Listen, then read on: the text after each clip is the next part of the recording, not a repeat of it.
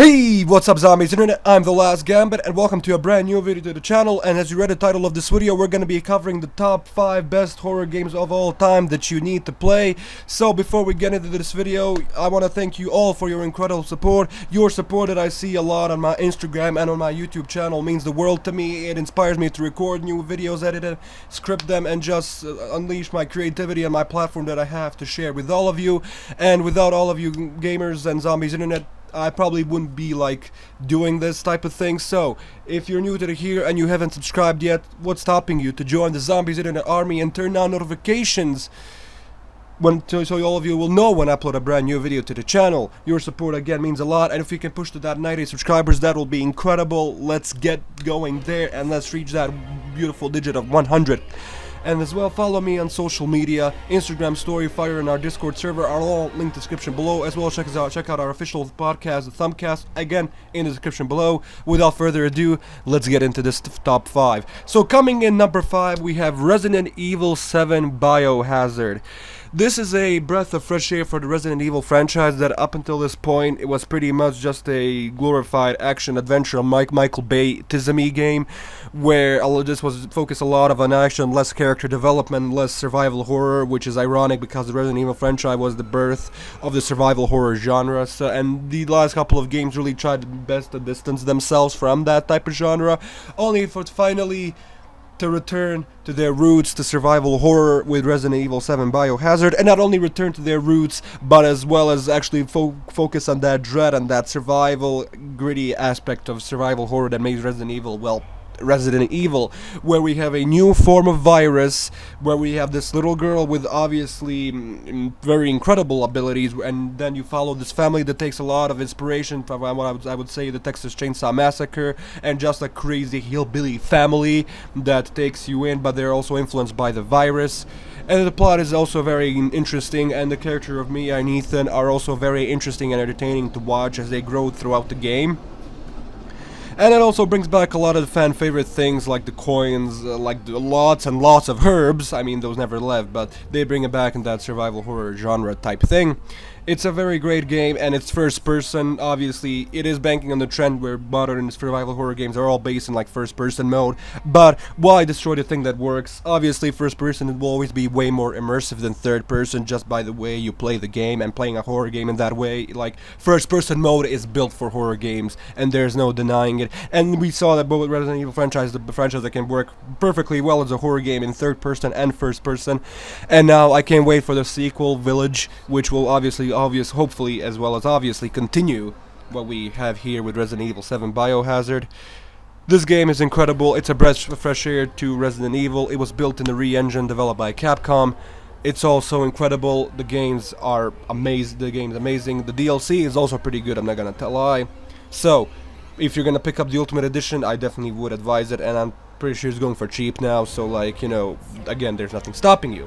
So coming in number 4, we have Outlast, aka the first competitor to Amnesia, and the biggest one, I would say so myself. Built from Red Barrels, a team that's by a multiple people who worked on AAA video games, and they created their own little indie team. They can make a first-person survival horror game and tell the story that they wanted to create and the world they wanted to create, and tell the story that they want to tell without being tied down, you know, to the AAA big budget production and what they need to like create, like your Assassin's Creed or your Call of Duties, and they can just create the game they want.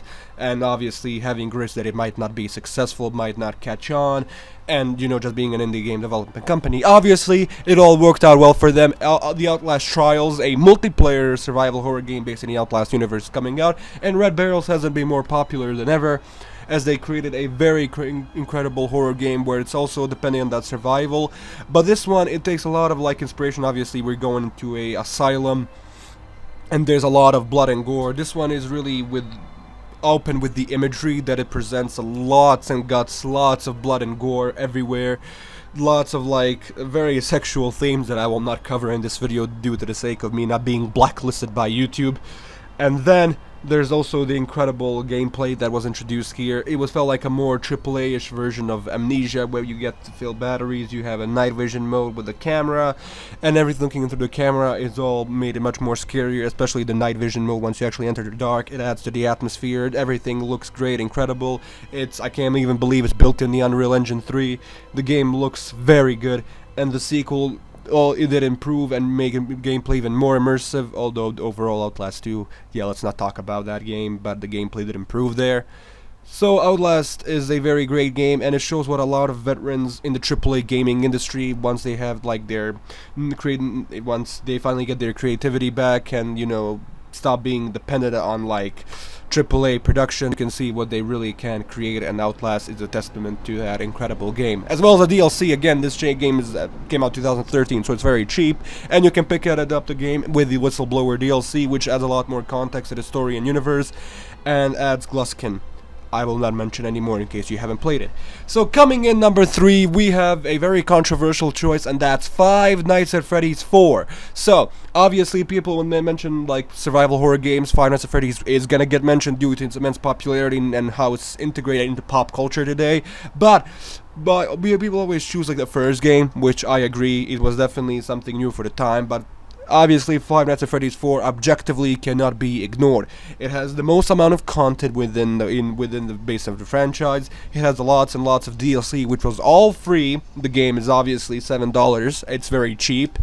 And it does tell a comprehensive story, a very relatable story in my personal opinion, as we both have been, like, we've been to those creepy ass restaurants with pizza like Chuck E. Cheese, and we were always terrified of these animatronics because they were always unnatural, they were always weird, and you know. But obviously we see this through the kid and his brother tormenting him. It's a very sad story, and the ending is also very sad. People say it's a plot hole due to Bite of 87, but this wasn't the Bite of 87, this was the incident of 83. Those are two completely separate events in Five Nights at Freddy's lore. And also, like, the Nightmare animatronics look incredible. Like, people do say they're over-designed, but from a 6-year-old child who has been tormented by these and is scared of these things, being in a nightmare world, what do you expect them to look like? They're gonna look even more terrifying, and it's on purpose that they're over-designed. And it works for this game. Obviously, if we were like setting this in like maybe the real life in like a pizzeria, and you see these Nightmare animatronics IRL, that really wouldn't work because that would be completely over designed and maybe very inconsistent. But here in the Nightmare world, it makes sense, and the game is legit terrifying. The barking, the car driving by, just weird noises in the darkness coming from the outside of your house as you walk through your house, then hear the creepy Freddles laughing at your bed as they come on, all three of them, until Nightmare Freddy comes and jump scares you when you hear your closet door moving because you know Foxy's inside. Everything just worked out really well, and the great thing about this gameplay, it relies heavily on sound, so it forces you to turn up that volume just a bit more so you can get terrified once the jump scare actually happens. All the gameplay functions and works really well, and I can't believe Scott managed to build this game in the Click Team engine. It was developed by Scott Cawthon, of course.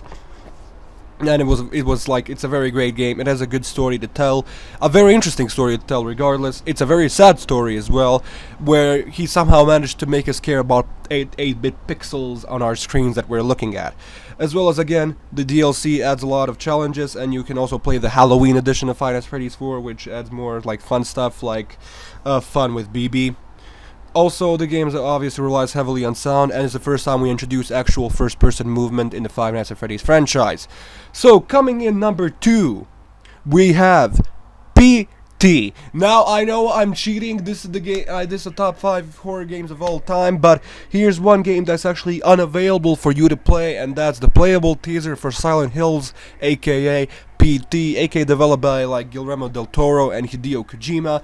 This game was obviously, if it ever came out, it was obviously gonna be a masterpiece and was gonna blow everyone's mind. And I can say that with true utmost confidence, because there's a lot of things that was gonna be in this game. Just the teaser alone, with Lisa, with the atmosphere, with the gameplay that looks like a true first attempt with a AAA big budget production first-person survival horror game. At this point, these first-person survival horror games, they were really popular, but they were really popular in the mainstream AAA, like big budget companies like with EA or Activision. They were always developed by indie companies, for example Red Barrels or Scott, or Amnesia with Frictional Games. But this was the very first time we saw what a true survival first-person survival horror game could look like when once had that big budget, big company supporting it, and it will be releasing on all platforms, because most of these games only release on PC. So now we have an answer to all of those questions, and it would be a phenomenal game where you travel across the same hallway, where we have a lot of memorable quotes from just the trailer that plays once you actually complete the playable teaser. And it's also very innovative, where we were actually given a playable teaser instead of just like a teaser trailer which you could make a reaction video on, just be done with it. But here there was a lot of content for people, especially gamers, to chew through, find all the Easter eggs that we can find. And it's all set in this just hallway, and like once you enter, like I don't know, everything just starts to go weird, and there's eyeballs and like the paintings everywhere just start spinning around like the Flash. You knew that this game would be incredible. It would be a true survival horror game. It didn't purely rely on creepy music and jump scares. It had those, but it would be a true horror game, and obviously it would be a very, very trippy horror game, which I think those two go hand to hand, and depends obviously the world and the story you're trying to tell with the horror game. But it would have been perfect for Silent Hills, and obviously would revive that franchise, which was also plagued terrible games until it died by Konami. Obviously PT, nothing ever happened. Kojima quit, made Kojima Productions. The game was scrapped and turned into a pachinko machine. And now apparently it was available for download on the PS5 until Konami immediately removed it. So if you were the lucky person to download while it's still there, if you had a PS5, obviously I hear it has issues because again the game wasn't really optimized for that, platform and the hardware. But if it works, it works. If it doesn't, rip. And obviously, like the PlayStation 4s that are being sold everywhere, like they're really selling for they were very expensive. But I guess if you want to play that game, there is a way for you technically to do it, but you'll just have to buy an entire PS4 to do it. But it would work regardless. So coming in number one, we have the daddy of them all, the rebirth through the survival horror game genre, which was literally limping until this game happened. Amnesia: The Dark Descent, the best horror game of all time, no cap.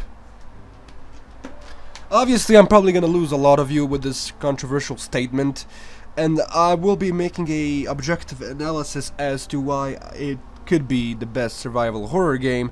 Obviously, we're immediately set into this incredible world, incredible atmosphere, just from the starting. As soon as you open your eyes and get up, you play as the character of Daniel, who got amnesia, and you have to survive in the castle of Brennenburg and find Alexander, the main villain of the story, and to kill him.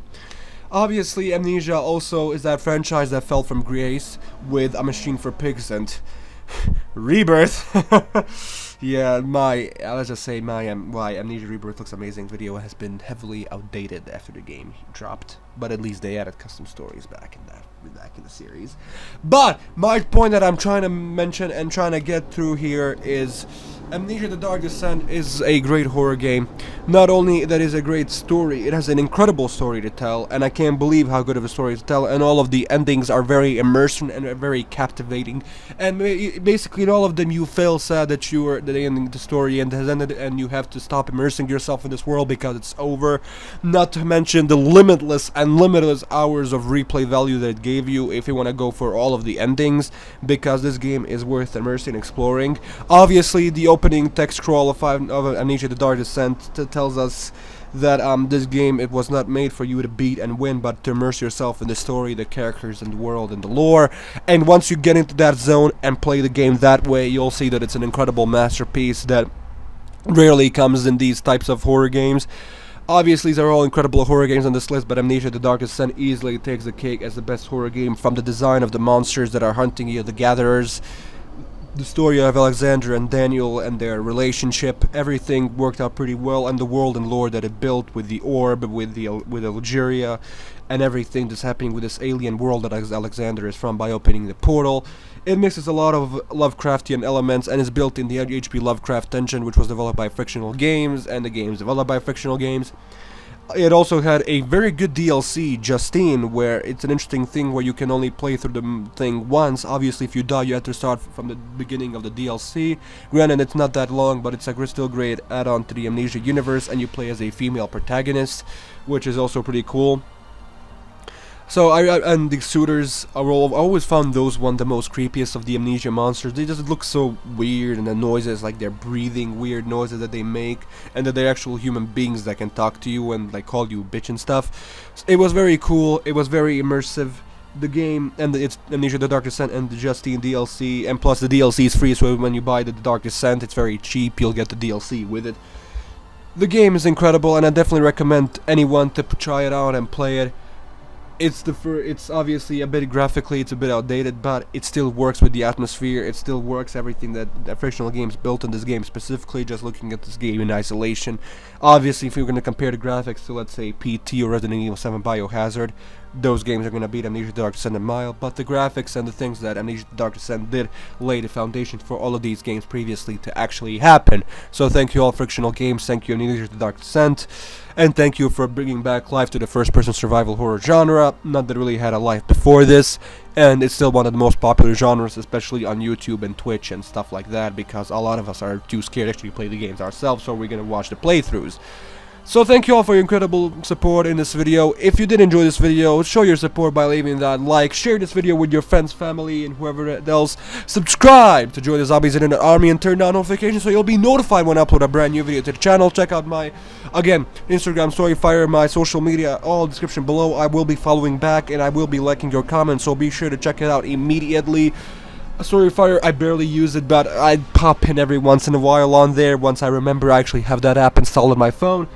And as well, check out our Discord server, Wayne Manor. I'm very active there, and a lot of other YouTubers that I'm like friends with, like Batnik, SK, and TSV, are very active on there as well. So be sure to come talk to us, enjoy your stay, and have fun. Obviously, check out our podcast, Thumbcast, as well as in the description below. If we can finally get to that 100 subscribers goal, that would be the dream, Zombies Internet. So be sure to get us through there. Come on, we can do this. Thank you all for your incredible support. See you in the next video, everyone, and bye!